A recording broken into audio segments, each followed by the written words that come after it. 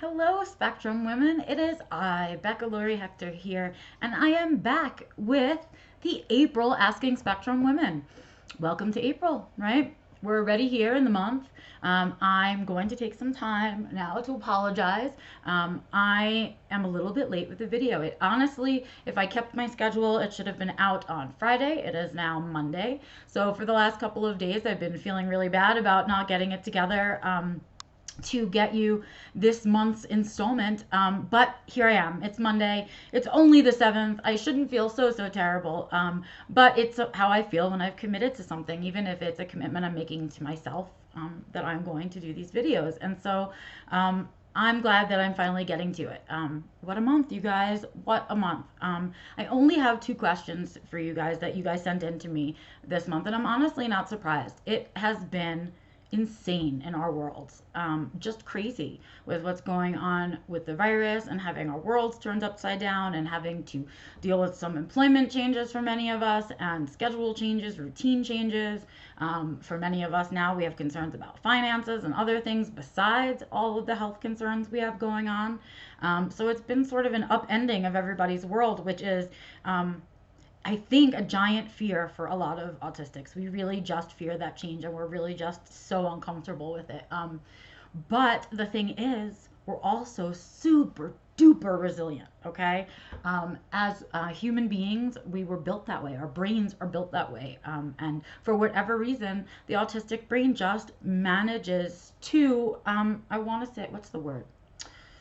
To accommodate, I guess, really, to accommodate these changes. We hate it, we dislike it, we don't like how it feels when we're going through it, but somehow we're better at it than the neuromajority. And I think that comes from the years and years and years of accommodating that we've done for neurotypicals in our lives. And so here we are, we hit emergencies. And I often say there's nobody better to have around you than an autistic in an emergency. We happen to be very, very good and logical in emergencies. And so many of us just said, okay, it's another emergency. And kind of we live our lives in that emergency to emergency state, which is what I have really worked on trying to get out of my life, because I don't think it's fair that we have to live that way, but it's fact, and we do. And so somehow that has sort of prepared us a little bit better for what's going on out in the world. But it still impacts us, right? So I think that's what was going on for me. We have this thing going on, and in March I was dealing with it, and we were all kind of just on the adrenaline rush of rolling with it, I think. And then it just kind of started to hit me. I think I was like, oh, I just have to make it to World Autism Day, and I did, and I had a lot of things to do, and then nothingness. Because so many things got canceled this year. And what was really strange about World Autism Day, I don't know if you guys noticed, I talked about it on Newsstand and some other stuff that I do, but it was just so quiet from the organizations we usually hear so loudly from, which I found kind of interesting. I just thought I'd notice it and point it out to you guys. But the autism community came out loud and proud. We are comfortable online. We are comfortable on the internet. That's where we built our community. And so no surprise to us, we were resilient about how we were going to celebrate. And most of the stuff we had planned was actually online anyway. And so I participated. I know a bunch of people did in our golden moment. I hope that those of you that were ready took that opportunity to come out to the world and can now live your authentic lives.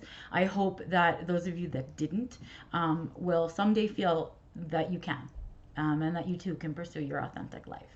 But I think that's why I was so delayed in doing things. I was so tired after World Autism Day. I had to delay my own stuff. And then, I had this coming up. And so I am sorry for the slight delay in it. You still have 3 weeks to watch it and 3 weeks to get me questions for May. And hopefully our lives will be sort of returned to normal by then. We'll see. But I have this weird piece. Do you see it? I have to look in the mirror because I can't do things backwards in the camera. Okay. Anyway, so there it is. Weird piece. Okay. Let's maybe move on to the questions now instead of talking about all the weird hair pieces I have in my hair. But yeah, that's kind of where I've been at. And so here I am, late, but still here with Spectrum Woman for April. Again, I only have 2 questions for you guys, so I'm going to go ahead and answer those. I know it's been tough if you didn't manage to get me a question in for April because the end of March was so insane. Fear not, I will be doing another one in May, so go ahead and get me your questions to those. You can, of course, leave them in the comments here or anywhere you see the video, and then, of course, you can always email them to me at info@beccalory.com, and that's LORY.com. Okay, here we go. Spectrum women. So interesting question. I had a lot of thoughts about this one, but I really, really liked it, and so I hope you guys will find it interesting as well. Okay. I am one of the autistic people that is not a fan of change. With lengthy discussion and planning, the impact of change can be lessened, but there are certain areas where it is harder to manage and deal with change, such as your own health and body. Now at 25, I am starting to have symptoms of perimenopause. The impact of hormonal fluctuations during puberty, and usage of birth control pills in my 20s was a nightmare. I'm terrified of losing it, going off the deep end during this next stage. As a natural researcher, I am coming up empty on finding resources and information regarding experiencing this transition to menopause as an autistic person. Any advice and some resources to help maintain maintain my sanity through the transition. Okay. Great question. So excited to be tackling not just an aging question, because it is an aging question, but it's an aging female question. Now, here is the deal. I have not yet hit menopause. I am 44 this year. In like a couple weeks, I'll be 44. I am definitely in perimenopause, though. I really think that it's beginning for me. I'm starting to see and feel those changes that you're talking about. But that's the thing, right? And not only am I so much in your seat that I dislike the change in my body because I am so disconnected. So many things happening for me around this that I have to say that I can barely get them out my mouth fast enough. But yeah, so I'm in a similar place. But I don't have any women in my life that, or family women, familial, close in I guess, an intimacy that I can really ask. I have a few really close friends that I can ask some questions of, but my mom has passed, and so she's someone I would have asked all of these questions to, and so I don't have anyone to ask. And I certainly have like one or two people that are autistic and going through menopause that I can ask about that, and I have some women that are not autistic and I can ask about that. But I see what you're looking for, because I too am in search of these things, right? We're sitting at this age and it's like, hey, I know my experience of menopause is going to be different as an autistic person because my experience of puberty was. And I too had a terrible puberty. Terrible. It was awful. Same thing with birth control pills. They not only were terrible for my body and my brain, but they also messed with a lot of other things. Not a fan. I wasn't a fan of it then, and it still is something that I struggle with. So I too am afraid. I too am trying to plan and be prepared for that change and for the unknown. And that means information. And when we go and look, yep. I wanted to be able to come on here and tell you that here are some resources, XYZ. Let me give you some websites to go to. But as a woman in a very similar position to you, I don't have one. And what does that say? It says to us what we know. We know that autism was a boys' club for a very long time. We also know that it was a kids' club for a very long time. So not only is there very limited information available to us about aging on the spectrum, but there's even less available for aging as a woman on the spectrum. So is it out there for you? No, there's a few things. People are starting to think about it, but there's no come to be a great resource. And that makes me sad. So I can tell you a couple of things I've done. I've asked non-autistics in my life a few questions. I've asked some autistics in my life some questions. But the truth is, the best place that I found a resource for those answers is in a Facebook group started by one of the other Spectrum women. It's a Facebook group called AsperDames. Obviously, if you follow Spectrum Women, you must be on Facebook or one of the social medias. So hop on Facebook, give a search for AsperDames. It's AsperDames. And that is a group for women over 40 on the spectrum. It is run by Christine Jenkins. She is one of the other Spectrum women, part of the book, one of the authors as well for Spectrum Women. And she runs that group full of all kinds of women at all kinds of ages above 40. If you search the word menopause in that group, it comes up a gazillion times because we all have questions and we're all in that phase of life. And some of us in that group are further along. So I say, as always, use your other Spectrum women as a resource, and hop to that AsperDames group, because that's where you can get some real-time, real-life information right now to help you out, rather than waiting for the world to catch up. But yeah, what a horror, you guys, for all of us. And so let's share it. Let's share our experience. Older Spectrum women, I would love it if you could share your experience in that group, and really kind of help us through so that we can prepare resources for the ladies coming behind us. I mean, it's not going to end the cycle, so we need to kind of build our own resources. But great question, you guys, right? And the perfect place to ask it. So that is the best resource that I have for you. I hope you will hop over there. I Googled some. There are some studies, but nothing that gives you the daily life skills kind of things that you're looking for. And I think your fellow Spectrum women will be able to provide that to you. The other place to go look, besides just the AsperDames group, which is Christine Jenkins' group, we also have Spectrum Women Connect group, and you can hop on there on Facebook as well if you're more comfortable asking there. It's not an age-limited group, so everyone's of all different ages there. I'm sure there are women in that group that will be able to answer your menopause questions as well. I will be looking for you to ask them because I will be needing the answer. So I hope that you will head over there. I'm in both of those groups, so I hope you'll head over there and ask the question and find some answers for yourself. Yes. So that was question 1. Good one. I liked it. Juicy. That's how I like them. So that was a good one. Let's see. Next up. Okay. I've always had a problem with feeling judged and criticized. I feel it is more than most people, almost to the stage of feeling paranoid sometimes. I take things to heart big time, cry at the littlest of things, I'm hypersensitive to it, and it often paralyzes me with my goals.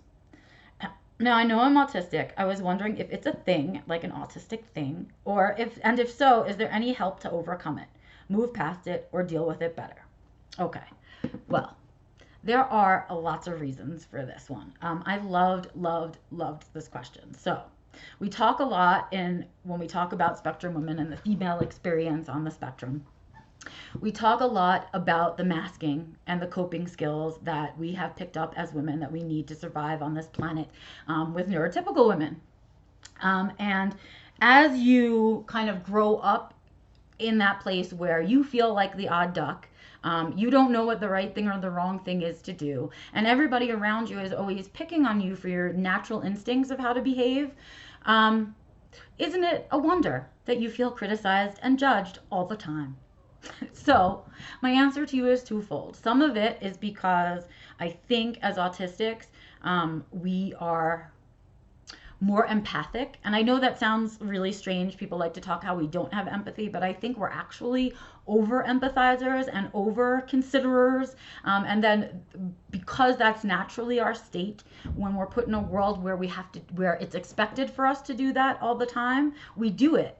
But we're constantly observing and constantly intaking the patterns of behavior and intaking kind of the way that humans respond so that we can be better prepared and we can plan better sort of for these situations that don't come naturally to us. And when we do that and we make mistakes, it feels magnified. It feels like I should know better. I know the rules here. I know the patterns here. How could I have fallen for that again? I know that this is how it potentially goes. And we begin this conversation of negative self-talk, right? And that goes on. And so then the next time we have to go out into a situation, we go out there and we do it and we think we take that lesson with us from the last time, so we're even more careful, and then inevitably another mistake happens, because human beings aren't totally predictable and they don't always follow those patterns that we're expecting of them, and it happens again. So now we're compounding mistake 1 and mistake 2, and we're negative self-talking about that, and so the conversation in our heads becomes a preparation for making that mistake. We're always ready for us to make a mistake. Not that anybody else ever makes them, right? So we're always kind of looking for that. And when those mistakes happen in those social situations, we magnify them by taking them in personally and letting them magnify with the negative self-talk, so that each time it goes on, it gets compounded.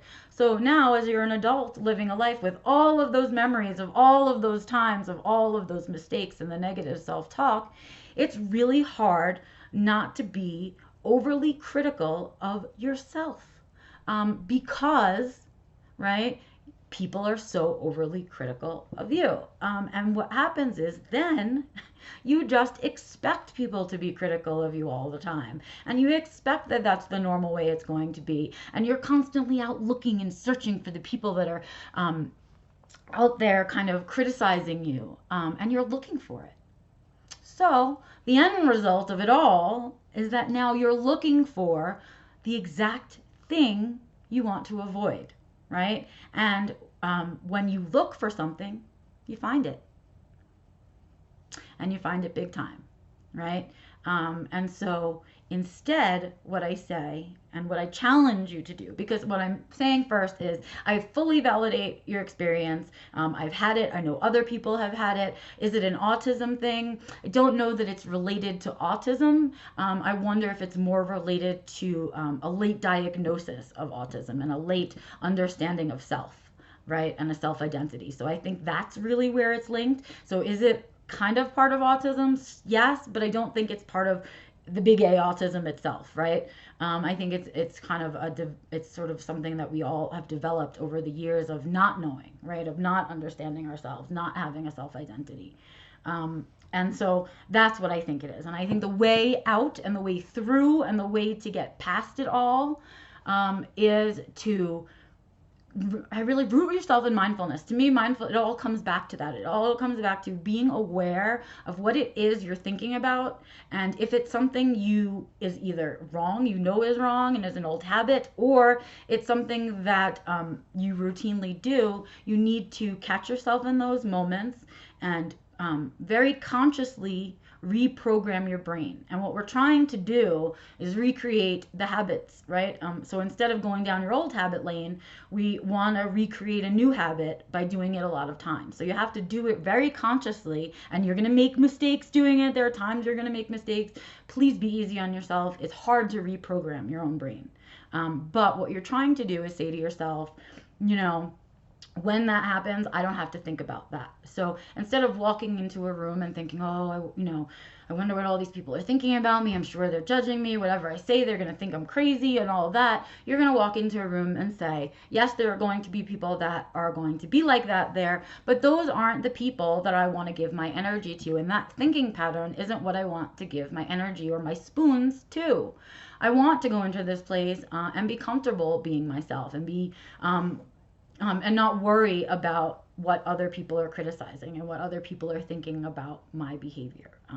And so I think the root of all of that feeling judged and criticized really, and the way to get past it and gone with it, has almost nothing to do with everybody else. And that is almost always the case. Whether or not it's actually happening out there is unimportant. It's unimportant to your reality. What's important to your reality is how you feel inside and how you think about how you behave. And if you're comfortable with yourself, their behavior and their thoughts on your behavior don't matter anymore. So really the goal and the way out is to continue doing all the work that we're doing, all of the stuff that I'm sharing, all of the stuff that gets shared in the Spectrum Women Connect group, that we share on Spectrum Women itself. What we write about is all about getting in touch with your authentic self and learning to love your authentic self, your authentic autistic self. And that is a valid way to live, and it doesn't come with apologies, and it doesn't have to come with apologies, because being neurotypical doesn't come with apologies. So that's what I have to say about the judging and criticizing. You are not alone. I validate your experience, and yet I challenge you to take it upon yourself to get rid of that. Love yourself enough that what other people think about you stops mattering. okay? Because there's only the truth is, there's really only a handful of people in this world. And we each have our own handful of who those people are, whose opinions matter. And that's it. Everybody else is doing it because they're insecure. No one asks their opinion. They're just insecure. And the best way to deflect that insecurity is to point out other people's flaws. That's genuinely where all of that judgment and criticizing comes from. So some of it is real and it's out there and it happens, and some of it is now a magnified version of your past mistakes. Either way, your thinking patterns are in your control. It's all about whether or not you take control of them. And so I challenge you to that. I challenge you to try to love yourself and love your authentic self. It's hard. For years you've been told that part of you isn't good enough, but it is. And so now you have to learn to live with that. You have to say, yes, I'm good enough, and then you have to live the action life of someone who is good enough, because you are. And it is with that thought, my ladies, gentlemen, if you watch, that's the other thing. I have had people ask me if they're allowed to watch. Is that ridiculous? If they're allowed to watch this stuff. Yes, everything I do is for sharing. It is not just for women on the spectrum of a certain age and profile to watch the videos that we do. The questions are spectrum questions. Sometimes they're female related, like the menopause questions, and sometimes they're not, like being judged and criticized. But if you have a spectrum female in your life, then you are free to watch, right? If you don't have a spectrum female in your life, but you are a male that identifies more with the female symptomology, by all means, come watch. I don't care if you're transgender, asexual, any of it. If there's information that you can glean from what I share, it is yours to watch. That is just such a silliness. Of course, it's called Asking Spectrum Women because it's Spectrum Women magazine, and so we did all of that, but that doesn't not include, it doesn't exclude people from learning. Here. It's just that we're focused on that. So if you want to learn about spectrum women and you are male or otherwise or whatever, feel free. Information is information. That's why I share it. But besides the point, I digress. I come back. I hope you enjoy the rest of your April. I hope you take the time to be authentically autistic and share that with the world and educate the world about all of the positives of autism, because that is what this month is really about. And coronavirus has done us one big favor, and it's taken the fundraising out of April. So let's take advantage. Yay! Let's take advantage of it, you guys, and really celebrate the strengths of the spectrum. So I hope you have a great rest of April. I hope you get me your questions for May. I can't go back in time. Send me your questions for May.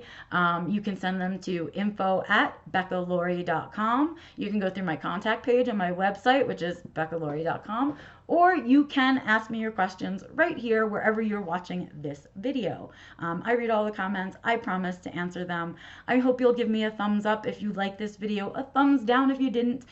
Leave me your comments, leave me your questions. I love, love, love hearing from you guys. Have an amazing April. That is all for me, Becca Lory Hector. I am out of here.